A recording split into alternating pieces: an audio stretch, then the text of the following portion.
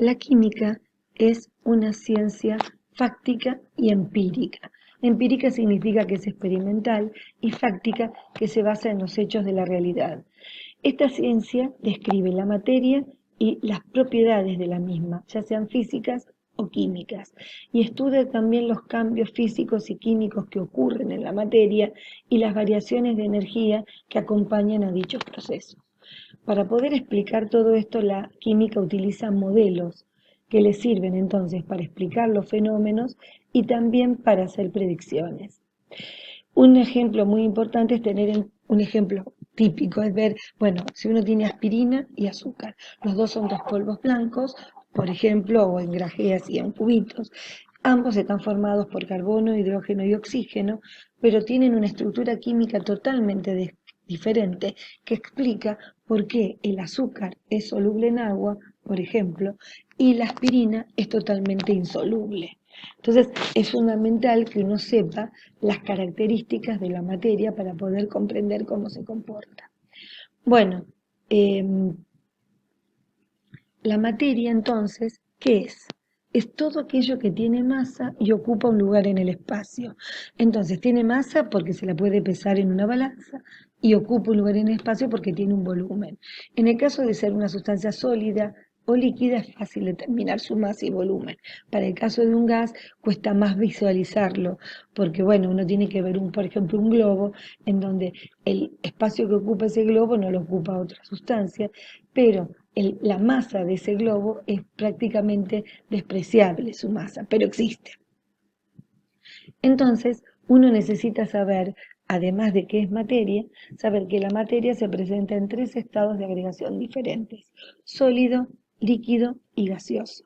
Y que hoy en día existe un cuarto estado, que es el plasma, que si bien es muy similar al estado gaseoso en cuanto a que es un fluido, la diferencia fundamental es que contiene partículas con cargas positivas y negativas que le confieren un poder de ser muy buen conductor de la electricidad.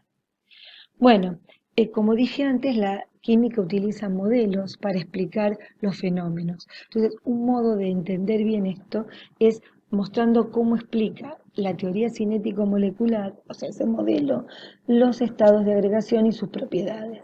Entonces, la teoría cinético-molecular propone que la materia está formada por partículas que son muy pequeñitas, que se mueven continuamente al azar, que a mayor velocidad, mayor movimiento de las moléculas, y que las moléculas interactúan entre sí con fuerzas de mayor o menor intensidad. Entonces, bueno, para poder ver esto un poco mejor, uno puede decir, perdón, que en el estado sólido las partículas vibran alrededor de puntos fijos. ¿Por qué? Porque existe mucha atracción entre ellas. Entonces solamente pueden vibrar. En cambio, en el estado líquido, si bien hay atracción entre ellas, como están más separadas entre sí las moléculas, estas se pueden desplazar unas sobre otras, pudiendo fluir. Y en el estado gaseoso, las partículas se encuentran totalmente dispersas porque no existe atracción entre ellas. Tratan de ocupar el mayor espacio que pueden, posible. Entonces, según esta teoría cinético-molecular, si uno tiene una sustancia sólida y le entrega calor, entonces al aumentar la temperatura, dichas partículas se mueven más rápido. En realidad, y ahí no se mueven, vibran más rápido porque está sólido. Al aumentar más la temperatura, vibran más rápido aún, hasta que llega la temperatura en que pasan de sólido a líquido. Y entonces ese calor que se le entregan lo utiliza para separar las moléculas, no para aumentar su temperatura. Cuando todas esas moléculas están lo suficientemente separadas, entonces terminó de ocurrir el cambio de estado y entonces aumenta la temperatura del sistema. Y aumentando la temperatura, se mueven más rápido, pero en estado líquido, hasta que nuevamente llegan a la temperatura en que pasan de líquido a gas. En ese momento, el calor lo utilizan para terminar de vencer la atracción entre ellas y entonces dispersarse por el recipiente.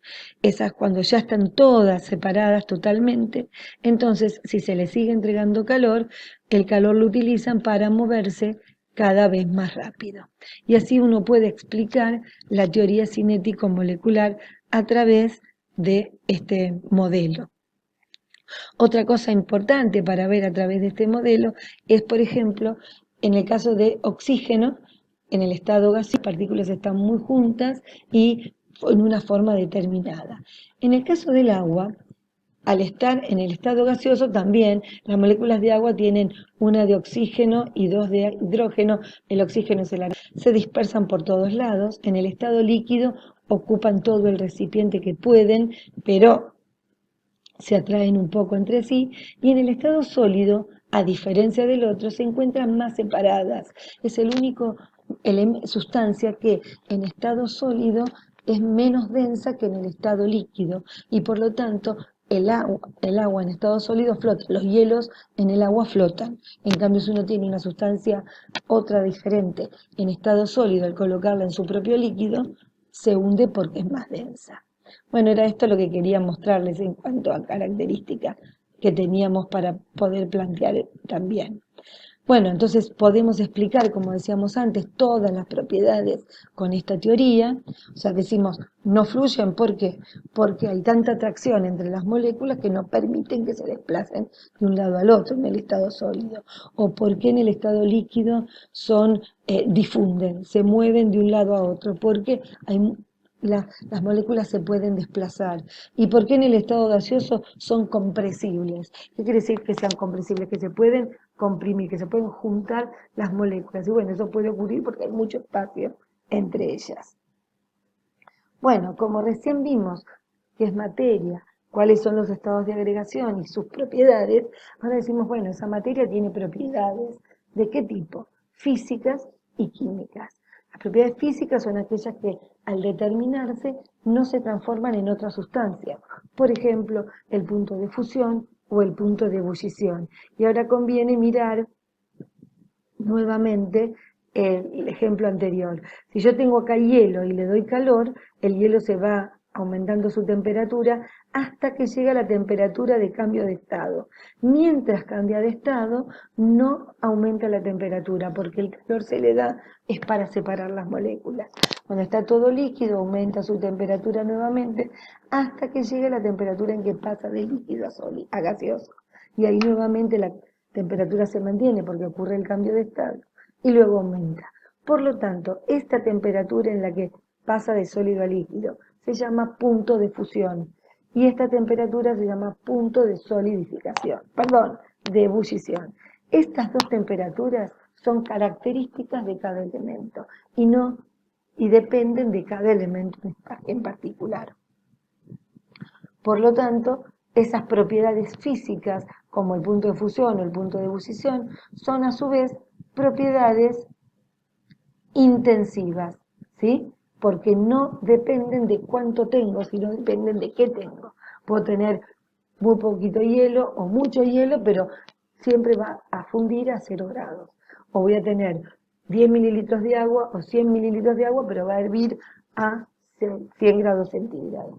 Cosas diferentes son las propiedades extensivas, que sí dependen de la cantidad y no de qué sustancia se trata. Por ejemplo, la masa es una propiedad extensiva. Yo puedo tener 5, 10, 15, 20 gramos de sal o puedo tener 5, 10, 15, 20 gramos de aspirina. O puedo tener diferentes volúmenes de una misma sustancia o de sustancias distintas. Son propiedades extensivas. Y ahora finalmente podemos encontrar las propiedades químicas, que son aquellas que cuando se determinan, la sustancia se transforma en otra. Entonces, por ejemplo, podemos decir, el hierro es fácilmente oxidable. ¿Por qué? Porque frente al oxígeno del aire se forma el óxido. En cambio, el aluminio no es fácilmente oxidable, porque frente al oxígeno del aire no se oxida y por eso se lo puede utilizar para hacer mamposterías metálicas. Esas son las propiedades químicas. Pero ahora, dentro de las propiedades, las propiedades químicas, sí. Ahora vamos a ver las transformaciones. ¿Qué son las transformaciones? Los procesos, ¿sí? Uno puede decir, bueno, la difusión es un proceso por el cual una sustancia gaseosa se desplaza desde donde hay mucha cantidad a donde hay poca.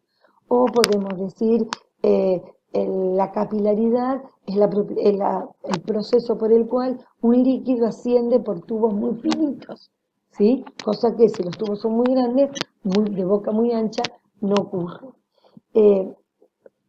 Porque haciendo el líquido por el tubo finito no va a dejar de ser ese mismo líquido. Lo mismo que el proceso por el cual la sal se disuelve en el agua. Es un fenómeno físico, ¿sí? Porque la sal no deja de ser sal, ni el agua tampoco, porque se mezclan.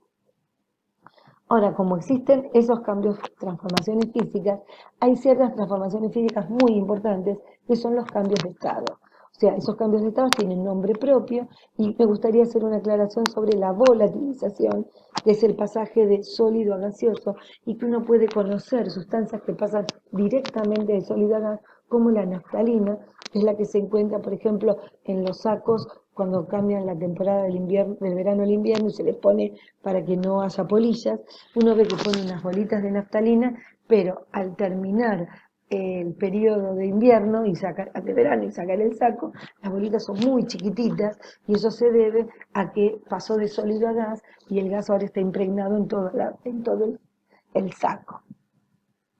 Como están las propiedades, las transformaciones físicas, existen las transformaciones químicas, que acá sí también se forman sustancias nuevas, y estas transformaciones son los procesos, y encontramos, por ejemplo, la corrosión de los metales, el fenómeno de fotosíntesis, por el cual las plantas producen su propio alimento, o la digestión de los alimentos, como ingerimos una manzana, dentro del organismo ocurren un montón de procesos químicos que transforman esa manzana en las sustancias pequeñas que podemos, a partir de las cuales se pueden formar las diferentes proteínas y otras sustancias que necesita nuestro organismo.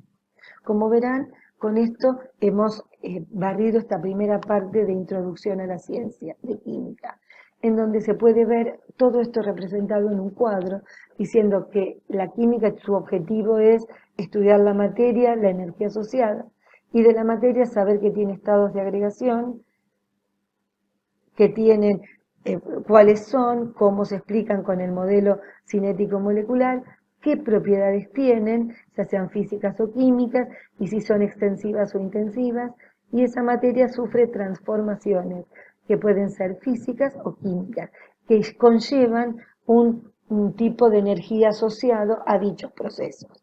Bueno, de este modo queda terminada la parte de introducción. Así que espero que me hayan podido entender y nos veremos en un próximo encuentro.